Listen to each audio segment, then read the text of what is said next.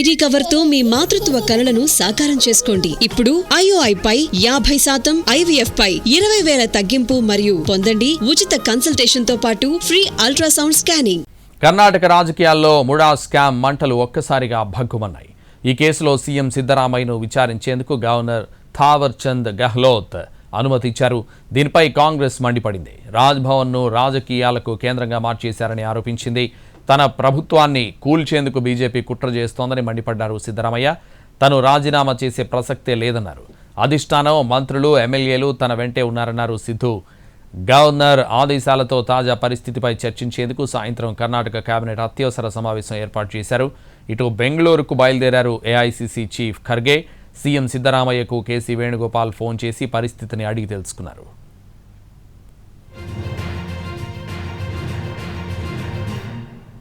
Mysore urban development authority MUDA కుంభకోణంలో సిద్ధు సతీమణి పార్వతితో పాటు మరికొందరి ప్రమేయం ఉందని ఆరోపిస్తూ పోలీసులకు ఫిర్యాదు చేశారు. సీఎం సతీమణి అక్రమాలకు పాల్పడ్డారని ఆరోపించారు. ముడా భూ కేటాయింపుల్లో జరిగిన అవకతవకల్లో పార్వతి హస్తం ఉందని బీజేపీ చేసిన ఆరోపణల నేపథ్యంలో ఈ ఫిర్యాదు వచ్చింది. మైసూర్లోని కెసరేలో సిద్ధరామయ్య సతీమణికి 3 ఎకరాల భూమి ఉండేది. దాన్ని ఆమె సోదరుడు ఆమెకు కానుకగా ఇచ్చారు. అయితే అభివృద్ధి పనుల్లో భాగంగా ముడా దాన్ని స్వాధీనం చేసుకుంది. పరిహారంగా 2021లో విజయనగర ప్రాంతంలో 38,283 చదరపు అడుగుల ప్లాట్లను కేటాయించింది. అయితే ఆ కేటాయింపు బీజేపీ హయాంలోనే జరిగిందని కాంగ్రెస్ అంటోంది.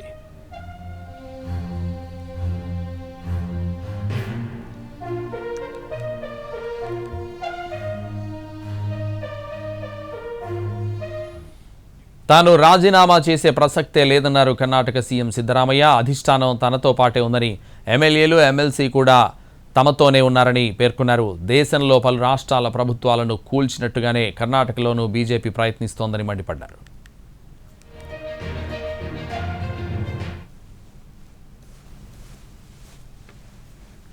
ತಿಂಗಳಲ್ಲಿ ಕುಮಾರಸ್ವಾಮಿ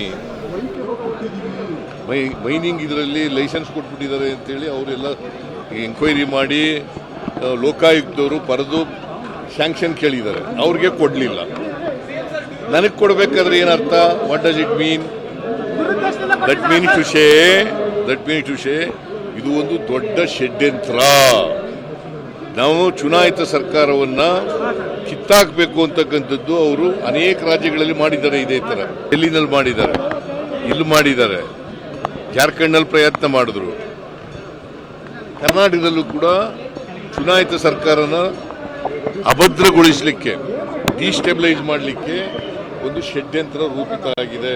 ಕೇಂದ್ರ ಸರ್ಕಾರ, ಬಿಜೆಪಿ, JDS ಮತ್ತೆ ಬೇರೆಯವರೆಲ್ಲ ಸೇರ್ಕೊಂಡಿದ್ದಾರೆ. ಇದರ ಜೊತೆಗೆ ಅವರೆಲ್ಲ ಸೇರ್ಕೊಂಡು ಷಡ್ಯಂತ್ರ ಮಾಡ್ತಾ ಇದ್ದಾರೆ.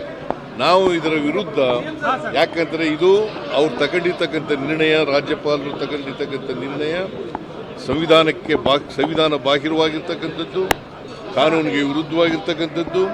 ಅದರಿಂದ ನಾವು ಕೋರ್ಟ್ನಲ್ಲಿ ಇದನ್ನು ಪ್ರಶ್ನೆ ಮಾಡಿ ನಾವು ಲೀಗಲ್ ಫ್ಯಾಕ್ಟ್ ಅನ್ನ ಮಾಡ್ತೇವೆ. High command is with me, the entire cabinet is with me, the government is with me, all MLAs are with me. ನಾವು ರಾಜೀನಾಮೆ ಕೊಡ್ತಕ್ಕಂಥ ಯಾವುದೇ ತಪ್ಪನ್ನು ಮಾಡಿಲ್ಲ. ಅವರು ತಪ್ಪು ಮಾಡಿರ್ತಕ್ಕಂಥದ್ದು, ಅವರು ಕಾನೂನು ಬಾಹಿರುವ ನಡ್ಕೊತಾ ಇರ್ತಾರೆ, ಅವರು ಸಂವಿಧಾನ ಬಾಹಿರುವ ನಡ್ಕೊತಾ ಇರ್ತಾರೆ. ಇವತ್ತು ರಾಜಭವನವನ್ನ ರಾಜಕೀಯ ದಾಳವಾಗಿ ಉಪಯೋಗಿಸ್ಕೊತಾ ಇದ್ದಾರೆ.